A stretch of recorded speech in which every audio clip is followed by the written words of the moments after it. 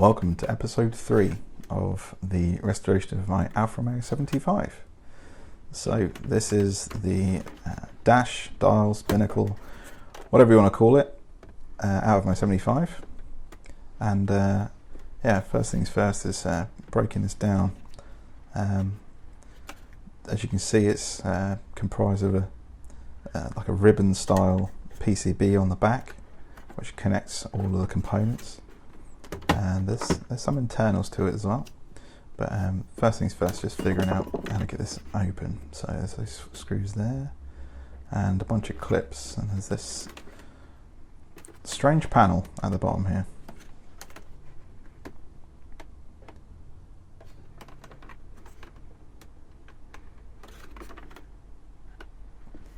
This is of course one of the many distractions that I have, just trying to figure out fixing some bits that I can do in the garage as opposed to on the car.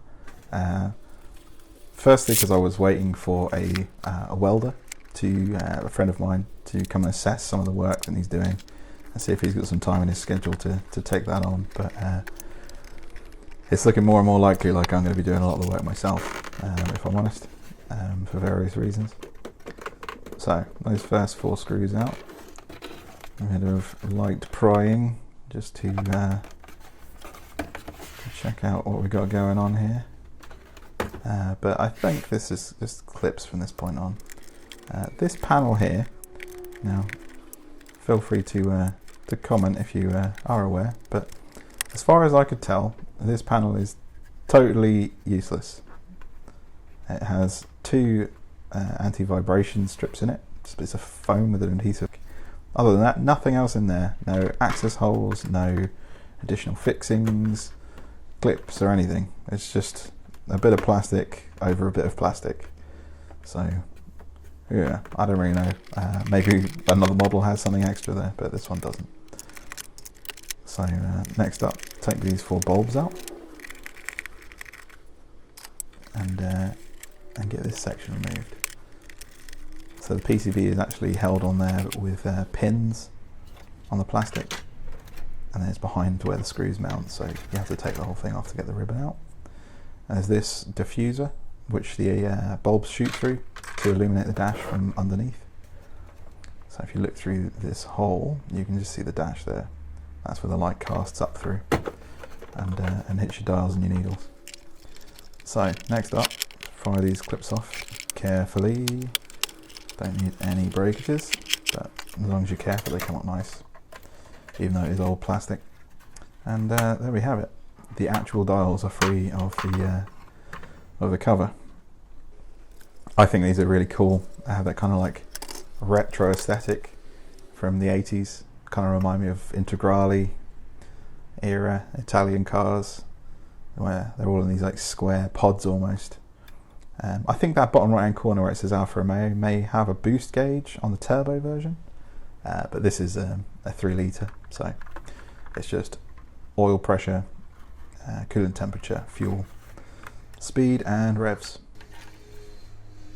So yeah, and the mileage is correct on there. The car did have that many miles on it, although not many of the parts have done 135,000 miles. There's very few that haven't been replaced since I've owned the car, especially all the consumable bits. So this useless bit of plastic, we'll wind that back in because it has no reason being off by the looks of things, and it makes for one less thing to remember how it goes. So just prying this off, and it's got 4 more screws on the back here. Now these are slightly longer for anyone who wants to take note. This side has slightly longer screws than the rest of the screws used. So here's a bit of perspex. As you can see, it's had a bit of impact cracking where I think I was prying the dash off incorrectly in my haste. This was probably 7 years ago. I've learned to be a little more patient these days, and that's through learning, like what I'm about to learn with this. I need to go and buy some new perspex and make my own, because you can't get hold of these perspex parts, and I don't want to buy an additional dash just to get this bit of perspex out. But this is going to be fun for a later day. I did attempt, whilst I had this off, to try and repair it with windscreen repair and glue, using like a capillary action, like you do on chip repairs on windscreen. It wasn't having any of it. I don't know if maybe I was doing it a bit wrong or what have you, but I didn't include it in this video because it was not successful. So, bit of blue tungsten masking tape. This is mostly just to keep the grubby bench away from the dials, because I didn't want to get much crap inside them before I reassemble them. Just using the other part of the dash here to hold it in place. So these bulbs are actually warning bulbs. This is for the oil pressure, the fuel level, you can see them there, and the coolant temperature. When they get to a certain level, those lights come on to alert you that something is very wrong, especially if you need to get more fuel, because that is a definite reason to panic in the UK right now with the current fuel prices. So these are clear, or like a warm white incandescent bulb.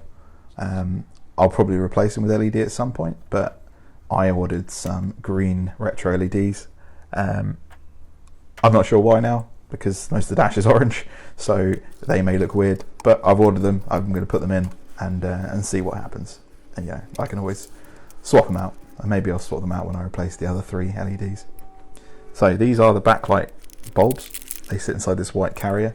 You can see where the bulbs get a bit warm, and they've discoloured the plastic, but shouldn't get that with the LEDs because they don't generate anywhere near as much heat. So just zip through this, get those out of the way.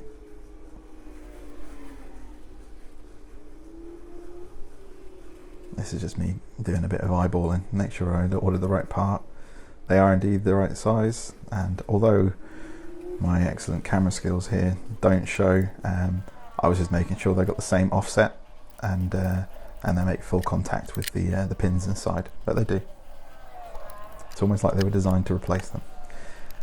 So there's a bit of fumbling here because, to be honest, where I've been spinning these parts around, upside down, inside out, I'd forgotten which way around they all go, so yeah, I just had to figure all that stuff out.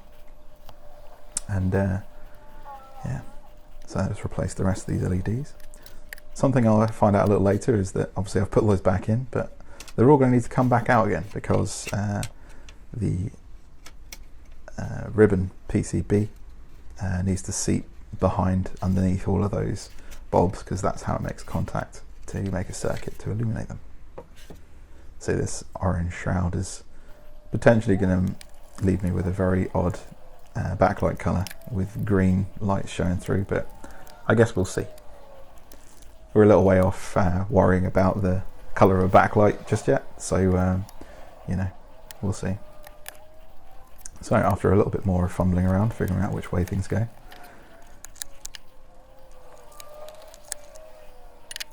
I'll start to look at the reassembly. And I think at this point I was just losing patience, so put everything away and tidy up a little bit and back the next day. So I thought, since it's all going back together and I don't intend on taking it apart anytime soon, I will look to clean up best I can what's there. I mean, this bit of Perspex has had it really, and it's, anyone who's ever worked with Perspex, it's fairly unrewarding.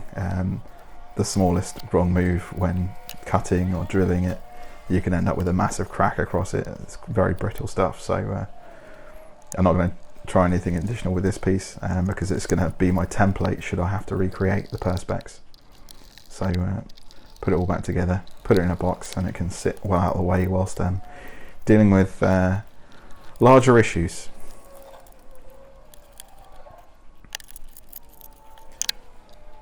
So it's at this point I realised that I have to start taking all those bulbs back out again to reassemble.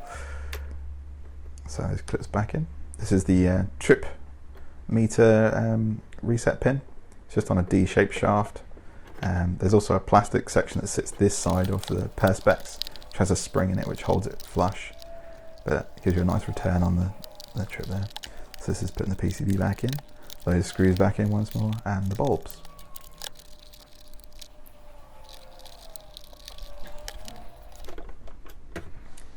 And there we have it.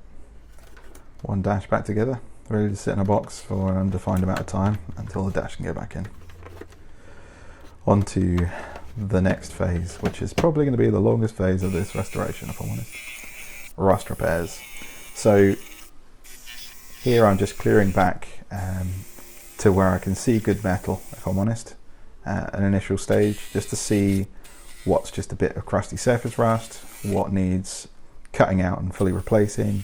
The windscreen is already cracked, so I'm not too concerned about that, but I'm just going at this thing, trying to just see as much as I can for the repairs, using an abrasive disc and like a paint rust remover, and also a wire brush, which does have a little bit more bite, if I'm honest, and it can get into a lot more of the crevices. The seam sealer and the